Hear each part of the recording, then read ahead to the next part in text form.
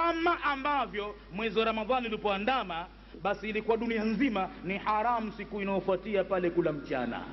Siku mbili hizi ni haramu sana hizi.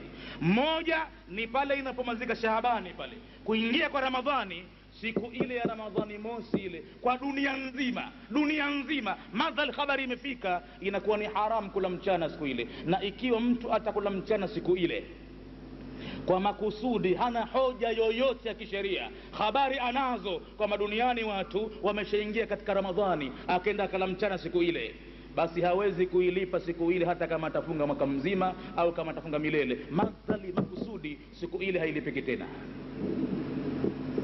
Kama ilivyokuwa katika swala, huwezi kulipa swala iliyokupita makusudi, na vile vile ibada ya funga kama imekupita makusudi huwezi kuilipa vile vile ikiwa ni makusudi.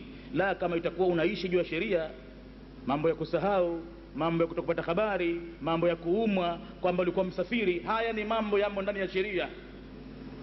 Imekuwa sasa umumu wetu sisi ibada ya funga ndipo kila mwezi wa Ramadhani unapokuja ndiyo imesababisha mtengano, badili ya kuvutwa watu kwa kitu kimoja. Hapo sasa ndo farka inayokuja. Kuna wengine leo wanahesabu Ramadhani yao kuwa ni ya 22, kuna wengine ya 20, kuna wengine ya 21. Kila mmoja na hesabu yake duniani. Badili ya funga kuwavuta kwa kitu kimoja, basi funga imesababisha kupoteana. Wa in ta'jab fa'jab dhalik, ikiwa wataka kustaajabu listaajabie hilo. Na wallahi kama utawakusanya waislamu wote, hebu tukusanye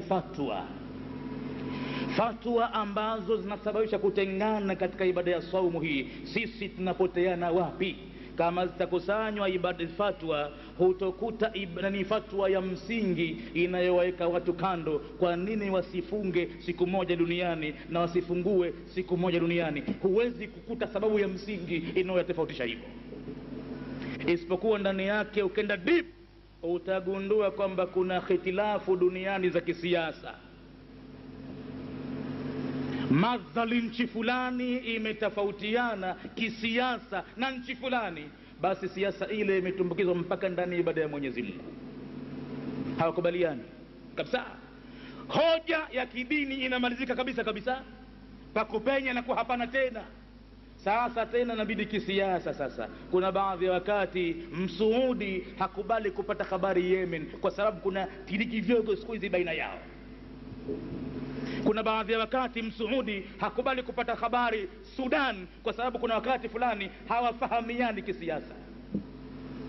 Kuna wakati fulani Misri na Msudani hawafahamiani kisiasa, basi inapoingia ibada ya Mwenyezi Mungu hali ya kuwa ni Waislamu wote wale, basi inasababisha kugongana vichwa pale wakati ule, kila mmoja na lake. Hii ibada ya funga imeletwa makusudi kuja kuwasawazisha watu wawe kitu kimoja katika siku walizopoteana. Ukiingia mwezi wa Ramadhani unawavuta kwa nguvu wawe kitu kimoja. Basi la kustaajabisha duniani imekuwa Ramadhani ndiyo kitu kinachofarikisha watu.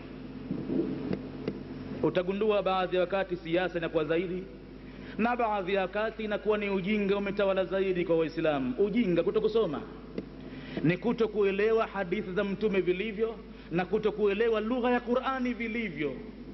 Lugha ya Qur'ani kama ukuifahamu vizuri, basi utakuja kuzama, utapotea vibaya sana katika dini ya Mwenyezi Mungu. Lazima uelewe vizuri lugha ya Qur'ani, makusudio yake, sarfa zake, mantiki zake, kila kitu chake ukielewa vilivyo. Akitamka tamko Mtume ujue hapa pamekusudiwa hivi. Na wakati mwingine inakuwa ni jeuri. Sasa kwa nini tuwafate watu fulani? Wakati mwingine ni jeuri, wakati mwingine kama kabila, hasa kabila fulani linafanya hivi, sisi tutafanya hivi.